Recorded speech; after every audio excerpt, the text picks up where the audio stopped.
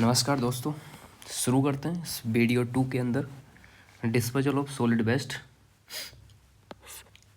Disposal of municipal solid waste, इसके बारे में पढ़ेंगे हम इसके अंदर। ठीक है,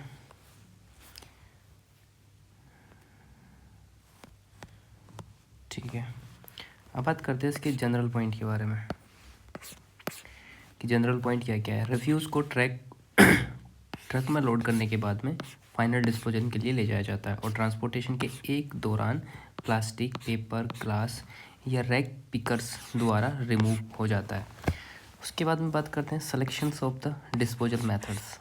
डिस्पोजल मेथड केयरफुली चूज करना चाहिए, प्रेजेंट रिक्वायरमेंट को सेटिस्फाई करनी चाहिए, फ्यूचर रिक्वायरमेंट को भी ध्यान में रखना चाहिए और इन्वायरमेंट पोल्यूशन को क्रिएट नहीं होना चाहिए। रिकवरी में मटेरियल और एनर्जी का रिजल्ट होना चाहिए। अब बात करते हैं commonly employed methods of solid waste management के बारे में। कॉमनली एम्प्लॉयड मेथड्स कौन कौन से होते हैं जो म्युनिसिपल सॉलिड वेस्ट डिस्पोजल के अंदर यूज होता है? पहला होता है ओपन डंपिंग, ठीक है। दूसरा होता है सैनिटरी लैंडफिलिंग, जिसको कंट्रोल टिपिंग भी बोला जाता है। तीसरा होता है कंपोस्टिंग मेथड, जिसको बर्मी कंपोस्टिंग भी बोला जाता है। चौथा होता है bargaining it out into the sea. चौथा होता है श्रेडिंग एंड पल्वराइजेशन। छठा होता है इंसिनरेशन एंड थर्मल प्रायोलिसिस। ये 5-6 मेथड्स हैं। इनको अभी ऐसे याद रखो, बाद में इनको हम डिटेल से पढ़ेंगे, ठीक है। उसके बाद में आता है disposal of refuse by the open dumping. पहला मेथड जो डिस्पोजल होता है जो रिफ्यूज का, किसके द्वारा? ओपन डंपिंग के। इसमें बात करते हैं, ये एक ओल्डेस्ट मेथड है disposing of the solid waste का। ये वेरी सिंपल और कॉमनली अडोप्टेड मेथड है सॉलिड वेस्ट का। सिटी और डोर या लो लेइंग एरियाज़ के लिए डंप किए जाते हैं इसके अंदर। अब बात करते हैं इन्वायरमेंट एस्पेक्ट्स के बारे में। ये इको फ्रेंडली मेथड नहीं है, इन्वायरमेंट कंटामिनेशन होता है इससे। ये अनसाइटली न्यूसेंस क्रिएट करता है और ऑब्नॉक्शियस स्मेल आती है इसमें। फ्लाइज और मस्क्यूटोज की ब्रीडिंग का प्लेस बनता है ये। अब बात करते हैं प्रैक्टिस स्टेटस के बारे में। ये हाईली अनएक्सेप्टेबल मेथड है, इसको बिल्कुल भी एक्सेप्ट नहीं किया जा सकता, बहुत ज़्यादा अनएक्सेप्टेबल है। फिर भी सेमी अर्बन और रूरल एरियाज़ में अभी भी प्रैक्टिस में है ये मेथड। नेक्स्ट बात करते हैं गाइस, पोल्यूशन बहुत ज़्यादा हो रहा है। मैं अभी बाहर गया था तो मेरी नाक बिल्कुल ही ख़राब हो गई है। तो बात करते हैं अगला, disposal by the refuse by the land fillings. इसका जनरल कंसेप्ट क्या होता है? प्रेजेंट टाइम में लॉन्ग टर्म हैंडलिंग के लिए यूज होता है ओनली वायबल मेथड्स में माना जाता है। Solid waste collect land filling की बात चल रही है अब, ठीक है। प्रेजेंट टाइम में लॉन्ग टर्म हैंडलिंग के लिए होता है ओनली वायबल मेथड माना जाता है इसको। सॉलिड वेस्ट कलेक्ट होने के बाद में डिस्पोजल की जाती है। रेसिडुअल मैटर बचता है कन्वर्जन प्रोडक्ट के बाद, एनर्जी रिकवरी और कन्वर्जन के बाद में इसमें रेसिडुअल मैटर बचता है। लैंड फिलिंग में क्या होता है कि म्युनिसिपल वेस्ट के लिए कॉमनली यूज होता है, इंडस्ट्रियल वेस्ट के लिए भी इसका यूज हुआ है, इंडस्ट्रियल वेस्ट के लिए भी यूज हुआ है। थ्रो इंसिनरेशन कॉमन है। रियलिटी में ये एक डिस्पोजल मेथड ही है, ठीक है। तो अब इसके डेफिनेशन और नेचर की बात करते हैं। तो डेफिनेशन और नेचर किस टाइप का होता है इसका, या डेफिनेशन मान लो या नेचर मान लो, किस तरीके का नेचर होता है इसका। इसके अंदर सॉलिड वेस्ट को कंट्रोल डिस्पोजल अर्थ सरफेस पर या अर्थ के ऊपर लेयर्स में रखा जाता है या डाला जाता है। Important aspect in implementations of the sanitary landfill की बात करते हैं तो सबसे पहला आता है इसमें साइट सिलेक्शन, दूसरा आता है लैंडफिलिंग मेथड्स और ऑपरेशंस, तीसरा आता है अक्रेंस ऑफ ग्रीसेज एंड लीचेट, चौथा आता है movement and control of landfill gas and leachate. अब आता है मेथड्स ऑफ ऑपरेशन, ये सैनिटरी लैंडफिलिंग की इसके अंदर बात करते हैं। तो पहला आता है रिफ्यूज, लो लेइंग एरिया में डंप किया जाता है। दूसरा इंजीनियरिंग ऑपरेशन के अंडर में वर्क करता है। इन्वायरमेंटल साउंड में ये मैनर है। अब बात करते हैं कॉम्पैक्शन किससे होता है? बुलडोजर, ट्रक, रोलर्स, जो प्रॉपर कॉम्पैक्शन से पब्लिक नॉइजेंस नहीं होता है। अब बात करते हैं डेली कवर की। तो डेली कवर में क्या होता है कि रिफ्यूज़ को लेयर्स में कॉम्पैक्ट किया जाता है, जैसे मैंने आपको बताया था कि ये अर्थ सरफेस पर या उसके ऊपर लेयर होती है। अप्रोक्स थिकनेस जो होती है इसकी वो 0.5 मीटर होता है। नेक्स्ट चलते हैं। और जो डेली ओवर जो होता है गुड अर्थ के लिए 15 सेंटीमीटर की थिकनेस होती है। अब सेल कंसेप्ट इन लैंडफिल के अंदर सेल जो कंसेप्ट है इसको समझता है। इंटायर लैंड एरिया छोटे पोर्शन में डिवाइड की जाती है जिसको हम सेल बोलते हैं। फर्स्ट लिफ्ट में डेली कॉम्पैक्टेड रिफ्यूज जिसकी डेप्थ 1.5 मीटर के लगभग होती है। जो सेकंड लिफ्ट होती है इसमें हाइट अप्रोक्स 1.5 मीटर होती है और जिसको covered with intermediate cover of 0.15 metre से की जाती है। अब आता है सबसिक्वेंट लिफ्ट। इस प्रोसेस को कंटिन्यू होती है जब तक कि टॉप मोस्ट लिफ्ट कंप्लीट ना हो। फाइनल कवर की बात करें तो गुड अर्थ कवर होता है जिसकी थिकनेस 0.6 मीटर होती है। वेल कॉम्पैक्टेड होता है जिसका पर्पज होता है रोडेंट्स को बोरोविंग से रोकना। ठीक है, अब इसके एडिशनल प्रोविजंस कुछ दिए गए हैं जिनके बारे में बात करते हैं। कैप सिस्टम क्या होता है? ये फाइनल कवर के ऊपर इंस्टॉल की जा सकती हैं। इंसेक्ट कंट्रोल करने के लिए इसमें डीडीटी या क्रियोसोट मॉस्किटो ब्रीडिंग को प्रिवेंट करने के लिए यूज होती हैं।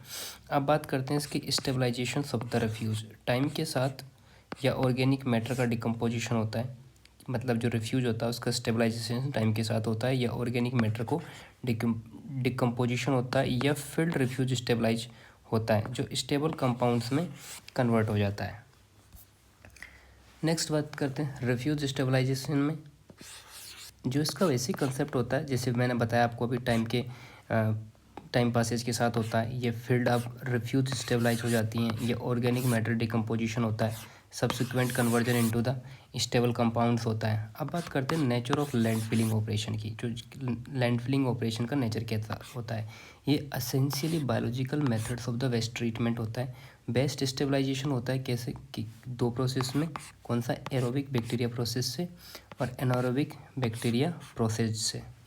अभी इनिशियली बात करते हैं तो decomposition occur under the aerobic condition में, जिसका रीजन होता है ट्रैप्ड एयर में लिमिटेड ऑक्सीजन प्रोवाइड होती है। लॉन्ग टर्म की अगर बात करें तो ऑक्सीजन एग्जॉस्टेड हो जाती हैं, उसके बाद डिकम्पोजिशन ओनली एनारोबिक कंडीशन के अंदर होता है। अब बात करते हैं फेज ऑफ रिफ्यूज स्टेबलाइजेशन की। तो इसके कौन कौन से फेज में कैसे कैसे रिफ्यूज़ का स्टेबलाइजेशन होता है। तो सबसे पहले बात करते हैं हम फर्स्ट फेज के बारे में। ठीक है, तो इसमें एरोबिक बैक्टीरिया और फंगी डोमिनेंट होती हैं और जो अवेलेबल ऑक्सीजन पे डिप्लीट होती है। ऑक्सीडेशन में ऑर्गेनिक मैटर होता है और एनारोबिक रेस्पिरेशन के कारण फिल के अंदर टेम्परेचर इंक्रीज होता है। अब फेज़ 2 की बात करते हैं तो फेज़ 2 के अंदर क्या होता है कि एनारोबिक और फैक्युलेटेटिव बैक्टीरिया डेवलप होते हैं। जो ऑर्गेनिक मैटर को डिकम्पोजिशन होता है, जिससे ऑर्गेनिक मैटर का डिकम्पोजिशन होता है, और एसिडोजेनिक एक्टिविटीज भी इसके अंदर होती हैं जिससे गैस इवॉल्व होती हैं। वो होती हैं H2 और CO2। इम्पोर्टेंट है ध्यान रखना इस चीज़ के लिए कि रिफ्यूज़ के स्टेबलाइजेशन में कौन सी गैस इमिट होती हैं। वो होती हैं पहली H2 और दूसरी होती है CO2। अब फेज 3 की बात करते हैं कि थर्ड फेज में क्या होता है। इस फेज के अंदर मैथोजेनिक बैक्टीरिया डेवलप होते हैं। कौन से बैक्टीरिया डेवलप होते हैं? मैथोजेनिक। मैथेन गैस का इवेल्युएशन होता है इसके अंदर। और फेज 4 जो होता है ये मैथोजेनिक एक्टिविटी को स्टेबलाइज हो जाती है इसके अंदर। जो मैथेनोजेनिक एक्टिविटीज होती हैं वो क्या होती है इसके अंदर? स्टेबल होती हैं। फेज 5 की बात करते हैं। इसमें मैथोजेनिक एक्टिविटीज सबसाइड हो जाती हैं और ऑर्गेनिक डिप्लीशन रिप्रेजेंट होता है। जैसे अल्टीमेटली बात करें तो लैंडफिल के अंदर सिस्टम वापस एरोबिक कंडीशन में आ जाती है। अब नोट दिया हुआ है उसको डिस्कस कर लेते हैं। जो स्टेबलाइजेशन आउटकम का कि मैनेज लैंडफिल में रिफ्यूज 2 से 4 मंथ में जनरली स्टेबलाइज हो जाता है और जिसका सेटलमेंट होता है 20 से 40% ऑफ द ओरिजिनल हाइट। ठीक है, फील्ड लैंड का यूज हो सकता है जैसे green land, parks and recreational स्पॉटेज में स्पॉट्स के अंदर। अब बात करते हैं डिस्पोजल ऑफ सॉलिड वेस्ट का, कि जो सॉलिड वेस्ट होता है उसका डिस्पोजल की बात कर लेते हैं। सबसे पहले मैंने आपको बताया था ना जो 6 बताए थे मेथड्स, उनकी एक एक को अब हम डिटेल में पढ़ते हैं। अब बात करते हैं ओपन डंपिंग के एडवांटेज के बारे में। जो मेथड्स सिंपल और इकोनॉमिकल होता है, ये जो ओपन डंपिंग होता है सिंपल होता है, इकोनॉमिकल होता है। ओपन डंपिंग कॉस्टली प्लांट या इक्विपमेंट की रिक्वायरमेंट इसके अंदर नहीं होती है। इंसिनरेशन या पल्वराइज जैसे कॉम्प्लेक्स मेथड की ज़रूरत भी इसके अंदर नहीं होती है ओपन डंपिंग के अंदर। रिफ्यूज सेपरेशन रिक्वायर्ड नहीं होता है जैसे इंसिनरेशन में होता है। ओपन डंपिंग के अंदर नॉइजेंस या बाय प्रोडक्ट लेफ्ट होता है, कोई लेफ्ट नहीं होता है। नो रेसिड्यू या फिर कोई बाय प्रोडक्ट ओपन डंपिंग के अंदर नहीं होता है। हेंस नो फर्दर डिस्पोजल, इसकी नीड नहीं होती है आगे। Old quarry pit easily reclaimed हो जाती हैं और low lying waterlogged area use हो सकते हैं जो मस्क्यूटो ब्रीडिंग प्लेस से एलिमिनेट हो जाते हैं। अब बात करते हैं डिसएडवांटेज ऑफ ओपन डंपिंग की। ये लो लेइंग डिप्रेशन या डंपिंग साइट्स में फ्यूचर में अनअवेलेबल हो सकती हैं, तो continuous evolution of foul gas होता रहेगा, जिसे स्पेशली जब रिफ्यूज फिल साइट के पास डंप होता है। गैस एक्सप्लोजिव नेचर का हो सकता है और प्रोड्यूस ड्यू टू डिकम्पोजिशन और इवोपरेटिंग ऑर्गेनिक मैटर की वजह से। अब बात करते हैं ये गैस लैंडफिल गैस कहलाती हैं, ठीक है। इनको क्या बोलते हैं? Landfill gas. डंप्ड गार्बेज में हार्मफुल और कार्सिनोजेनिक होती हैं और नॉन बायोडिग्रेडेबल सब्सटेंस होते हैं। प्लास्टिक, अनयूज्ड मेडिसिन्स या पेंट्स इसके अंदर कुछ सब्सटेंस इसके अंदर बच जाते हैं या होते हैं। ये सब्सटेंस लेटर डेट पर प्रॉब्लम क्रिएट कर सकते हैं। या रेन सीजन में एक्सेस वाटर सीपेज होता है जो एरिया से भरकर बाहर निकलता है और ऐसे लीचेट होता है। लीचेट क्या होता है? एक हाईली पॉइजनियस होता है। अगला आता है land filling with the solid waste. इसकी डेफिनेशन कंसेप्ट समझे तो ये control disposal of the solid waste होता है ऑन और in upper layer of earth mantle, जो implemented as a sanitary landfill होती है। इनके important aspect in sanitary landfill के बारे में समझें तो site selection, land filling methods and operations, occurrence of gases and leachate in the field fills, movements of control and landfill gases भी leachate होती है। अगला समझते हैं site selection for the sanitary landfill के लिए। इसमें अवेलेबल लैंड का जो एरिया होता है साइट के यूजफुल से 1 ईयर होना चाहिए मिनिमम वैल्यूज़ के लिए। सफिशिएंट एरिया हो ताकि लॉन्ग टर्म डिस्पोजल पॉसिबल हो। हाउल डिस्टेंस, ऑपरेटिंग कॉस्ट और सिग्निफिकेंट इम्पैक्ट पड़ता है। ज़्यादा डिस्टेंस, ज़्यादा ट्रांसपोर्टेशन कॉस्ट। सॉइल कंडीशन और टोपोग्राफी की बात करें तो कवर मटेरियल साइट पर या नियर बाई अवेलेबल होना चाहिए। ड्रेनेज रिक्वायरमेंट को इम्पैक्ट करता है। सरफेस वाटर हाइड्रोलॉजी की बात करें तो लैंडफिल रन ऑफ और लीचेट कंट्रोल इंपॉर्टेंट होना चाहिए। नियर बाई सरफेस और वाटर बॉडीज कंटामिनेंट नहीं होना चाहिए। जो पास की वाटर बॉडीज है वो कंटामिनेंट नहीं होनी चाहिए। जियोलॉजिकल और हाइड्रोजियोलॉजिकल कंडीशन की बात करें तो लैंडफिल साइट जो है एस्टेब्लिशमेंट के मोस्ट इंपॉर्टेंट फैक्टर में से एक है। स्पेशली साइट प्रिपरेशन और रिस्पेक्ट में क्रिटिकल है। क्लाइमेट कंडीशन की बात करें तो वेट वेदर ऑपरेशन के लिए प्रोविज़न होना चाहिए not previous. Rainfall landfill performance को अफेक्ट करता है। लोकल एनवायरनमेंट कंडीशन की बात करें तो noise control, odour control, dust control, vector, flies, mosquito या रोडेंट्स कंट्रोल होना चाहिए। एस्थेटिक फैक्टर भी कंट्रोल रिक्वायरमेंट्स होनी चाहिए। अब बात करते हैं ultimate use of the site. Long term management पर इफेक्ट पड़ता है। साइट के फ्यूचर यूज़ को ध्यान में रखकर ये सिलेक्शन किया जाता है। अब बात करते हैं land filling methods and operation के बारे में। Classification of the land filling methods के बारे में बात करते हैं तो ये पहला होता है एरिया मेथड, ट्रेंच मेथड और डिप्रेशन मेथड। ये सारे किसके मेथड्स होते हैं? लैंड फिलिंग मेथड्स के। लैंड फिलिंग मेथड्स हो रहे हैं ये सारे। अब सबसे पहली बात करते हैं एरिया मेथड्स के बारे में। तो एरिया मेथड्स में क्या होता है? यूज्ड व्हेन टेरेनल एक्सकेवेशन, ट्रेंच एक्सकेवेट करना अनसूटेबल हो, ठीक है। ये कब यूज होता है? तब यूज होता है जब ट्रेंच को या गड्ढा खोदना अनसूटेबल हो। Solid waste placed on the ground surface. जो सॉलिड वेस्ट होते हैं वो प्लेस्ड होते हैं ऑन द ग्राउंड सरफेस में। Entire landfill site divide into the number of sub surface areas के अंदर। Embankment construction using the earth. Sub surface की बात करें तो कार्ड सब डिवीजन सेल्स और simply cells. Rest method similar to the earlier described landfill methods. दूसरा था trench method. ये कब सूटेबल होता है? जब adequated depth of cover material available हो और water tubewell below the ground surface. Trench excavated का बात करें इसमें बुलडोजर यूज़ किया जाता है। तो excavated dirts of piled and to form as embankments, okay. Solid waste placement की बात करते हैं तो placed in a trench, spread into the thin layers and compacted. अब इसका एक ऑपरेशन कंटिन्यू नहीं होता है, वो समझते हैं। Till the desired height achieved, जब तक इसका ऑपरेशन चलता रहता है। Cover material obtained by the, cover material जो होता है obtained by the excavating of adjacent trench और continuous trench being a field. Large land field की बात करें तो ड्रैग लाइन यूज होती हैं और वन और मोर स्क्रैपर्स हो जाता है टू एक्सकेवेटेड डीप रेक्टेंगुलर पिट। तीसरा था डिप्रेशन मेथड, इसका यूज होता है नेचुरल डिप्रेशन चाहे एग्जिस्ट होते हैं या आर्टिफिशियल डिप्रेशन के अंदर डिप्रेशन मेथड है। इसकी टेक्निक डिपेंड करती है geometry of the site, characteristics of the cover material, hydrology of the site, geology of the site, access to the site, इन चीज़ों पे ये डिपेंड करता है। अब कैनियन साइट ऑपरेशन के बारे में बात करते हैं तो फिलिंग स्टार्ट होता है एट हेड एंड और एंड एट माउथ। एडवांटेज की बात करते हैं prevent accumulation of the best behind the landfill. Best water placement की बात करते हैं तो deposited canyon floor and pushed against the canyon face and slope होता है 2:1 और ये high degree of compaction achieved होता है। नेक्स्ट बात करते हैं occurrence of gases and leachate in the landfill. Important notes की बात करते हैं वेट एरियाज के अंदर। ये जो वेट एरिया में लैंडफिल रेयरली यूज्ड होती हैं, ग्राउंड वाटर कंटेमिनेशन की इसमें प्रॉब्लम होती है, ठीक है। लीचेट लैंडफिल में occurrence of gases and leachate in landfills. Wet areas के बारे में कुछ नोट्स है वो डिस्कस कर लेते हैं। यहाँ ऑर्डर डेवलपमेंट होती है, स्ट्रक्चरल स्टेबिलिटी का इशू होता है। अगर वेट एरिया जैसे swamp, marshes, tidal areas, pond, pits, quarries जो वेट एरिया हो रहा है वहाँ यूज करना पड़े तो स्पेशल प्रोविजंस रिक्वायर्ड होते हैं to contain eliminate movement of the leachate and gases from the complete sales.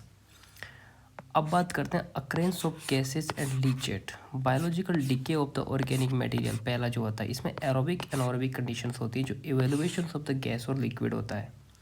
Chemical oxidation of the waste material, ये कहाँ पर होती है, गैस और लीचेट वो बता देते हैं आपको। Escape of gases from the fill, movement of the liquid due to the differential heads.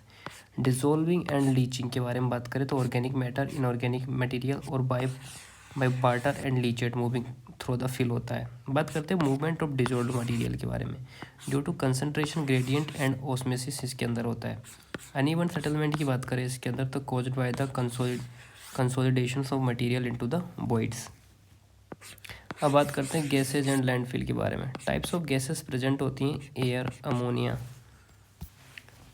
Carbon dioxide, carbon monoxide, hydrogen, hydrogen sulphide, methane, nitrogen और ऑक्सीजन।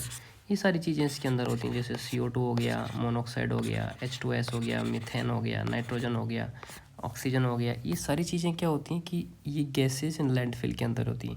तो टाइप्स ऑफ गैस प्रेजेंट होती है इसके अंदर, वो गैसेज इसके अंदर प्रेजेंट होती हैं जो लैंडफिल के अंदर होती हैं। नेक्स्ट बात करते हैं प्रिंसिपल गैसेस के बारे में। तो कार्बन डाइऑक्साइड, मीथेन। मीथेन क्या प्रोड्यूस करती है from the anaerobic decomposition of organic solid waste. जो गैस मूवमेंट कंट्रोल के बारे में बात करते हैं, ये प्रॉपरली डिजाइन होती है इंजीनियरिंग मेथड के लिए, construction of the band and construction of the barriers. अब बात करते हैं लैंडफिल सीलेंट की बात। ये कॉम्पैक्टेड क्ले होती है और मोस्ट कॉमनली यूज्ड सीलेंट होते हैं। लैंडफिल सीलेंट जो होते हैं ना, ये कॉम्पैक्टेड क्ले होते हैं और मोस्ट सीलेंट यूज होते हैं। अब बात करते हैं लीचेट इन लैंडफिल्स की। इसकी डेफिनेशन क्या होती है, ये liquid that percolate through the solid waste and extract dissolved और suspended materials. Composition of leachate liquid की बात करें तो liquid from the decomposition of waste external sources होते हैं, जैसे surface drainage, rainfall, ground water and underground springs. ठीक है, जो कंपोजिशन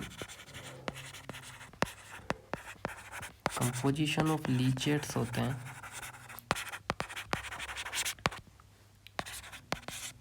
वो होते हैं सरफेस, दूसरा होता है रेनफॉल,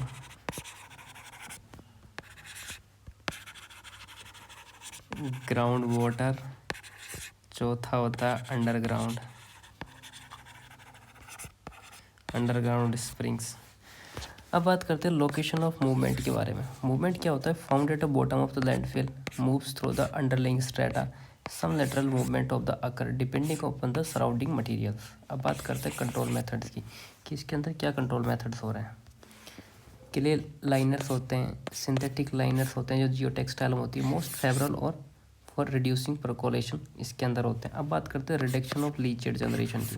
लीचेड जनरेशन के अंदर क्या रिडक्शन होता है? Eliminate infiltration surface of the water. Surface water जो होता है वो मेजर कंट्रीब्यूटर होता है। Impervious clay layer on the top of fill होता है। Adequate slope with the proper drainage होता है। अब बात करते हैं लैंडफिल सीलेंट के बारे में कि लैंडफिल सीलेंट क्या होता है। लैंडफिल सीलेंट क्या होता है? इसका पर्पज होता है control of gas movement and leachate movement. Gas का मूवमेंट और लीचेट का मूवमेंट को कंट्रोल करने के लिए लैंडफिल सीलेंट ये का यूज़ किया जाता है। अब बात करते हैं इसके classification of the sealant. Sealant की क्लासिफिकेशन कितने होते हैं? कॉम्पैक्टेड सॉइल की बात करें तो ये रिप्रेजेंटेटिव टाइप होती है, शुड कंटेन सम क्ले और फाइन सिल्ट। रिमार्क्स होता है use depends on the local soil characteristics पर। अब बात करते हैं कॉम्पैक्टेड क्ले के बारे में। ये रिप्रेजेंटेटिव टाइप्स की होती हैं जैसे बेंटोनोइट्स, एलाइट्स एंड कैलोनाइट्स। ठीक है, ये तीन चीज़ रिप्रेजेंट क्या करती हैं? ये रिप्रेजेंटेटिव टाइप्स होती हैं जो कॉम्पैक्टेड क्ले होती हैं। रिमार्क्स बात करें, ये मोस्ट कॉमनली यूज सीलेंट होते हैं। थिकनेस वेरीज करती हैं फ्रॉम 0.1 मीटर से लेके 1.2 मीटर के बाद में। Layer must be continuous, should not dry out और क्रैक्स। ठीक है, अब इसके बाद में बात करते हैं इनऑर्गेनिक केमिकल्स के बारे में। ये रिप्रेजेंटेटिव टाइप्स होता है जो सोडियम कार्बोनेट, सिलिकेट और पायरोफॉस्फेट के अंदर ये चीज़ें होती हैं। इनऑर्गेनिक केमिकल कौन कौन से होते हैं? अगर हम जैसे इनऑर्गेनिक केमिकल्स की बात करें तो इसके अंदर आता है सोडियम कार्बोनेट, सिलिकेट और पायरोफॉस्फेट जो होता है इसके अंदर होता है। जो रिमार्क्स जो यूज़ होता है वो यूज करता है depends on local soil characteristics के बारे में। अब आता है synthetic chemicals. Synthetic chemicals representative types के होते हैं जैसे पॉलीमर, रबर, लैटेक्स। ये सारे लैंडफिल सीलेंट्स होते हैं जो सिंथेटिक्स टाइप के होते हैं। इन पे ये एक्सपेरिमेंटल यूज्ड है, नॉट वेल स्टेबलाइज्ड, अभी तक अच्छी तरीके से स्टेबलाइज नहीं हुए। आगे देखें तो सिंथेटिक मेम्ब्रेन लाइनर्स ये क्या होते हैं? ये रिप्रेजेंटेटिव टाइप्स के होते हैं जैसे polyvinyl chloride, butyl rubber, Hypalon, polyethylene, nylon reinforce liners. ये एक्सपेंसिव होते हैं, may be justified where the gas recovery is needed. ये वहाँ जस्टिफाइड होते हैं जहाँ गैस रिकवरी नीडेड की होती है। उसके बाद हमारा एस्फाल्ट। ये रिप्रेजेंटेटिव ये भी टाइप के होते हैं, ये मॉडिफाइड एस्फाल्ट होते हैं। एस्फाल्ट कवर्ड फैब्रिक्स, पॉलीप्रोपिलीन और एस्फाल्ट कंक्रीट होते हैं, इस टाइप के होते हैं। इनके ये लेयर में मस्ट भी थिक अनफ होती है। इनकी जो लेयर होती है ना ये इनफ मोटी होती है।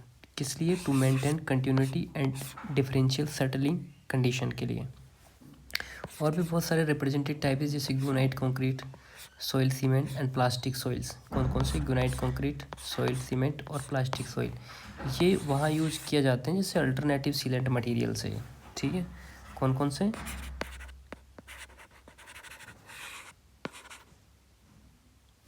आई थिंक है ना, इस पेंसिल को कनेक्ट कर लेना चाहिए, मुझे दिक्कत कर रही है। तो ऑलरेडी कनेक्टेड है, अब दिक्कत नहीं आएगी, है ना। वहाँ यूज होते हैं जो अल्टरनेटिव्स होते हैं। ठीक है, तो कौन कौन से होते हैं? ये पहला होता है ग्रेनाइट कंक्रीट, दूसरा होता है सॉइल सीमेंट, तीसरा होता है प्लास्टिक सॉइल सीमेंट। तो आपको ये बात समझ में आ गई होगी कि लैंडफिल सीलेंट कौन कौन से होते हैं, है ना। जैसे पहला कॉम्पैक्टेड सॉइल, दूसरा है कॉम्पैक्टेड क्ले, तीसरा होता है इनऑर्गेनिक केमिकल्स, चौथा जो होता है सिंथेटिक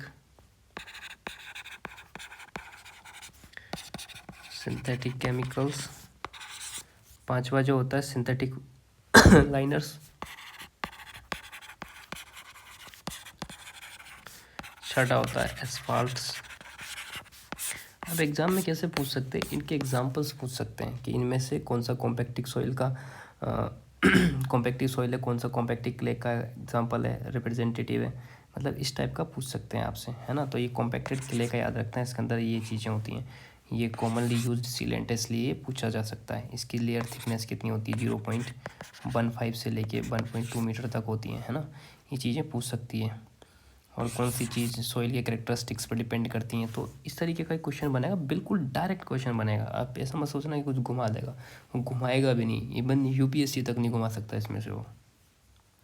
नेक्स्ट चलते हैं, क्योंकि ये जो डेटा मैंने बनाया है ना, ये कंप्लीट क्वेश्चन मैपिंग करके, क्वेश्चन ट्रैप करके, कॉन्सेप्ट की मैपिंग करके, उस तरीके से पूरे सीरीज में इसको मैंने एक तरीके से बिल्कुल अच्छी तरीके से हायरार्की में इसको जमा रखें, एक एक चीज़ को, एक एक कॉन्सेप्ट को, उसके क्या आंसर हो सकते हैं, जिसको इसको ऑब्जेक्टिव टाइप्स में भी अगर आप रट लोगे ना तो भी आपकी पार पड़ी जाएगी।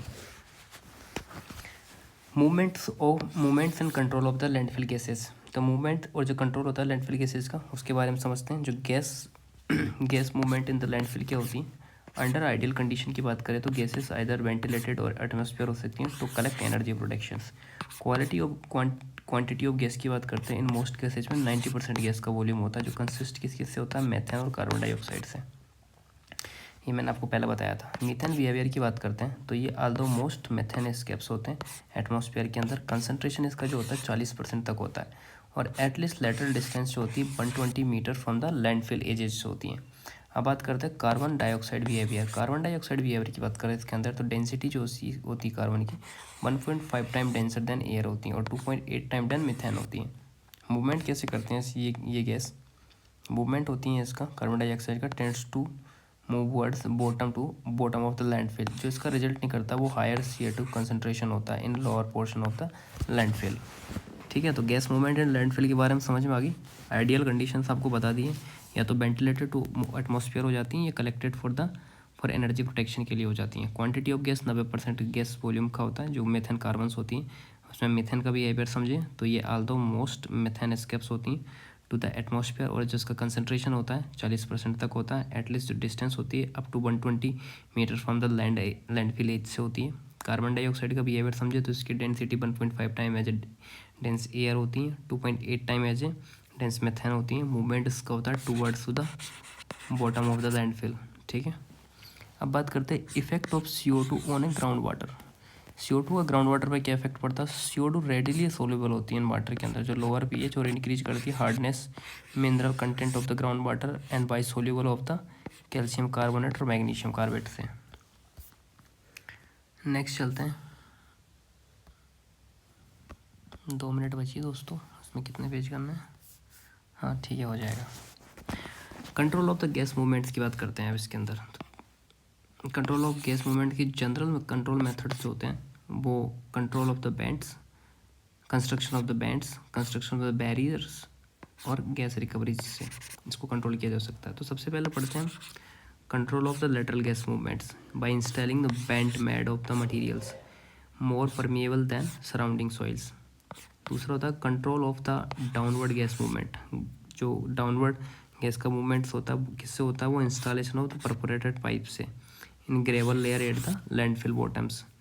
बात करते हैं गैस मूवमेंट्स को through the adjacent of the soil formation. जो सॉइल फॉर्मेशन के एडजेसेंट होती हैं by construction of the barriers और मोर इम्परमेबल दैन सॉइल। तो यहाँ पर ये दो चीज़ें हो सकती हैं कि जो एडजेसेंट जो गैस का फ्लो होता है, मूवमेंट होता है, वो किससे रोकी जाती है एडजेसेंट का, आपको पता है, बैरियर कंस्ट्रक्ट करके।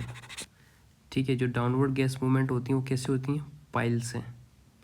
और जो लेटरल गैस का मूवमेंट होता है वो किससे प्रिवेंट होता है, bent made of the material से, जो कंस्ट्रक्शन ऑफ बेंट करनी पड़ती है वहाँ पे। अब बात करता है गैस रिकवरी सिस्टम्स के बारे में। तो गैस रिकवरी सिस्टम के अंदर क्या होते हैं कि गैस रिकवरी वेल इंस्टॉल्ड किया जाता है इन कंप्लीट लैंडफिल के अंदर, है ना। क्ले और अदर इनर यूज्ड किए जाते हैं जहाँ पर लैंडफिल गैस को gas is to be recovered, gas को रिकवर्ड करने के लिए। अब बात करते हैं टिपिकल गैस वेंटिंग मेथड। जो वेंटिंग मेथड्स होता है उसमें क्या करते हैं, सेल वेंट होती है, इसमें ग्रेवल के पैकेट वेंट्स होते हैं। गैस मूवमेंट को प्रिंसिपली मेथेन को final cover material with the slope होती हैं। ठीक है। क्या होता है, gravel pack vent is gas movement, finally methane, और finally cover material with the slope होती है। ट्रेंच पेंट क्या होता है, ये पैक्ड ग्रेवल ट्रेंच होते हैं, ड्रेनेज पिच या डेली कवर बोला जा सकता है होती हैं। अब बात करते हैं बेल पेंट। बेल पेंट के अंदर क्या होती है, ये perforated pipe surrounded with the gravels होते हैं। बेल बेंट कैप्स होती हैं, ये ग्रेवल पैक गैस बेल होती हैं जो एनर्जी रिकवर सिस्टम होती है और वेंटेड टू द एटमॉस्फेयर होती हैं, और कंपैक्टेड अर्थ और क्ले कवर होते हैं। इनको अच्छे से पढ़ना है ना, ये इंपॉर्टेंट है। अब बात करते हैं हम लीचेट मूवमेंट एंड कंट्रोल के बारे में। लीचेट लोकेशन क्या होती है, नॉर्मल कंडीशन में ये लैंडफिल के बॉटम में होता है जो ग्रेविटी के कारण नीचे कलेक्ट होता है। लीचेट मूवमेंट क्या होता है, ये अंडरलाइंग स्ट्राटा के थ्रू मूवमेंट होता है, और लीचेट मूवमेंट को भी लेटरल मूवमेंट भी हो सकता है। अब बात करते हैं मूवमेंट मटेरियल के कैरेक्टरिस्टिक्स पर डिपेंड करता है। लीचेट परकोलेशन इफेक्ट की बात करें तो ये केमिकल कंस्टिट्यूएंट यहाँ से रिमूव होते हैं, बायोलॉजिकल कंस्टिट्यूएंट रिमूव होते हैं, रिमूवल होता है, फिल्टरिंग एक्शन और एडजॉर्प्शन ऑफ द एक्शंस। अब बात करते हैं रोल ऑफ क्ले के बारे में। क्ले कंटेंट स्पेशली इफेक्टिव होता है परकोलेशन ऑफ द लीचेट, ये रिड्यूस करता है, एलिमिनेट भी इसमें कर सकता है। अब बात करते हैं लीनियर्स के बारे में। लीनियर जो क्ले लीनियर्स होते हैं ये मोस्ट फेवरेबल मेथड्स होते हैं। मेम्ब्रेन लीनियर्स होते हैं तो यूज़ किए जाते हैं, एक्सपेंसिव होते हैं, और फिलिंग ऑपरेशन के लिए दौरान ये डैमेज का इनका रिस्क होता है। अब बात करते हैं design and operation factor of the sanitary land. तो क्या क्या होता है, लैंड रिक्वायरमेंट की जरूरत पड़ती है, टाइप ऑफ बेस्ट जो हैंडल किए जाने हैं, evaluation of seepage potential, drainage of the seepage control, facility का डिज़ाइन, जनरल ऑपरेशन प्लान जो development of the overall operation होता है, सॉलिड वेस्ट फिलिंग प्लान्स होते हैं, इक्विपमेंट्स रिक्वायरमेंट होते हैं जो determination of the require equipments होते हैं। अब disposal of the refuse by shredding and pulverisation, ये पढ़ेंगे हम अगली वीडियो 3 के अंदर, वरना वीडियो ज़्यादा बड़ी हो जाएगी। सो गाइज, अब हम बंद करते हैं इस वीडियो को। पढ़ लेना भाई, मेरी आवाज़ तुम्हें समझ में नहीं आ रही हो, कुछ दिक्कत आ रही हो तो लिख लेना इनको, ठीक है। पूरे MCQs ऑब्जेक्टिव्स सब यहीं से ही बनेंगे, आपसे वादा करता हूँ गाइज मैं। Bye, good night.